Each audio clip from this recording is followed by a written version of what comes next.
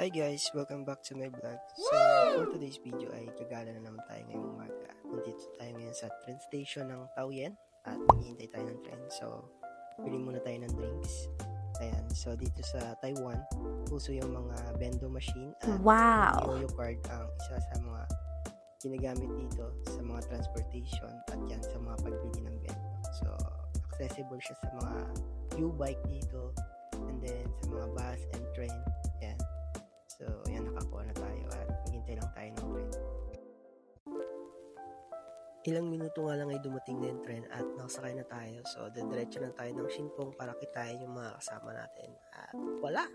Nandito na agad daw sa sasakyan. Pero yung totoo niya, ako talaga yung naghintay sa kanila. So, hintay pa namin makadating si Jerry, aka Pikachu. So, ayun siya. Kasi galing siyang trabaho, then bihis lang sa dorm, then larga na. So, ayan. So, yung dalawang babae nga pala sa unahan ay mga Taiwanese at kaibigan siya ni Jerry, aka Pikachu. At sila yung nagsama sa amin sa paggagala. So, ayan. Napakababait niyan dalawang yan. Kaya, ayan. Samahan niyo lang kami sa aming paggagala ngayong umaga. So, kung mapapansin nyo, tulog tong kasama ko kasi nga galing siyang trabaho. A few hours later, huy! Ang first stop namin ay maghanap ng makakainan dito sa Nanto. So, nakarating na nga kami ng Nanto. At dito kami kumain sa isang bilihan ng rice, noodles, at xiaolongbao. Then, pagkatapos nun ay bumili na kami ng drink sa 7-Eleven at larga na ulit kasi mahaba-haba pa yung biyaheng pupuntahan namin. So tara, samahan nyo lang kami sa aming paglalakbay ngayong umaga. Kaya let's go! Huy! At mga ilang minuto nga lang yung mandar na ulit kami at dahil sa sobrang haba nga ng biyahe ay ayan, so nag-video na lang ako nung nag-video. At nakaramdam din ako ng antok ng mga oras na ito kaya ayan, kitang-kita nyo naman yung kasama ko tulog na naman ulit. At syempre, papatalo ba tayo? So, kumuha lang ako ng mga ilang shot sa kalsada. And then, ayan. At, yan. Kasi wala akong magawa. And then, natulog din ako. Syempre. Wow!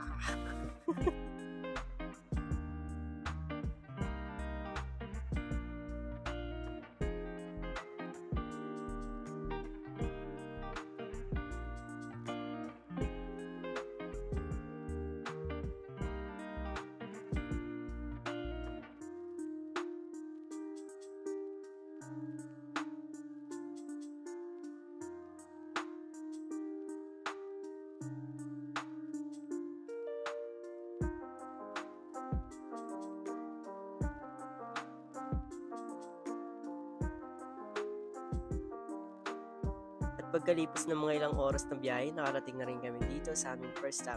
Ito ay isang Japanese restaurant dito sa Nanto at meron siyang magandang ambience na Instagrammable talaga kaya mapapapicture ka talaga. Kaya tara, samahan nyo kami pasukin ng loob nito. At bago nga kami pumasok sa loob nito ay bumungad sa amin malaking arkong ito. Wow! At napakaganda ng view. Sobrang ganda sa mata. At talaga nga namang nakaka-relax talaga. At mga oras nga nito ay manghang-mangha na ako sa aking mga nakikita. Dahil sa sobrang ganda, pakiramdam ko para na rin akong nasa Japan.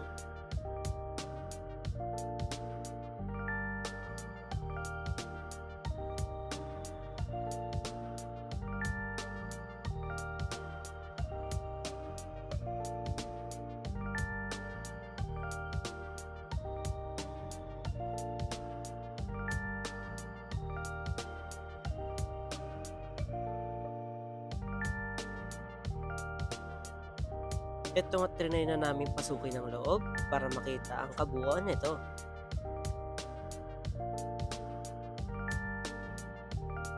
Pagpasok nga namin sa loob ay bumungad agad sa amin ng maraming paninda. May mga souvenirs, accessories, at iba pa. At kung gusto mo mapil na para ka talagang nasa Japan, nagre-rent din sila dito ng mga kimono. Nagre-rent ito ng $220 per 1 hour.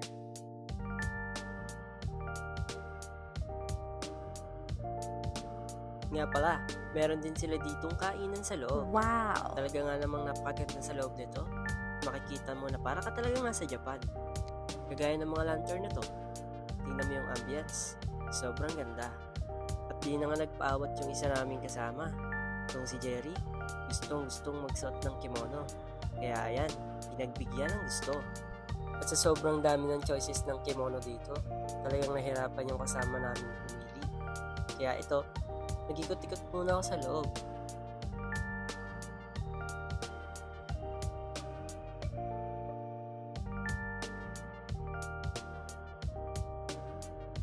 Itong at di na nagpaawat ang isa. Sinuot na ang kanyang kimono at excited na daw siyang magpa-picture sa mga view dito.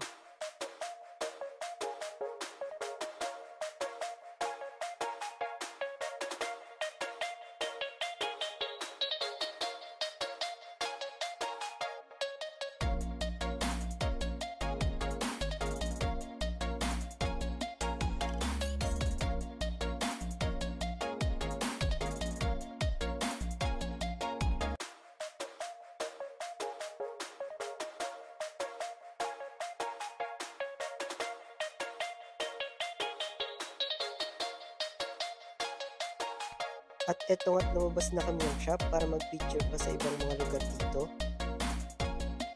Talaga nga namang feel ng kasama kong kanyang suot. Kaya naman di na nagpaawat to sa mga picture taking. Tara't samahan nyo kami na libutin ang lugar na ito.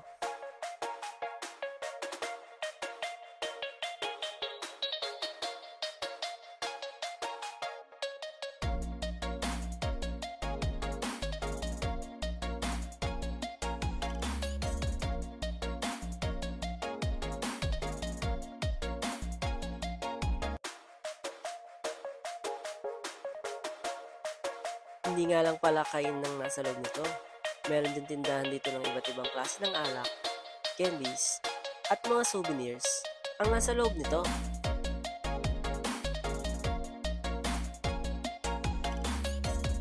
At ito at hindi na rin ako nagpaawat sa pagpapapicture. Makalipas nga ang isang oras ay umalis na rin kami para libutin pa ang iba pang pasyalan dito sa Nanto. Abangan ang part 2 nitong video. Maraming salamat sa panonood. Paalam!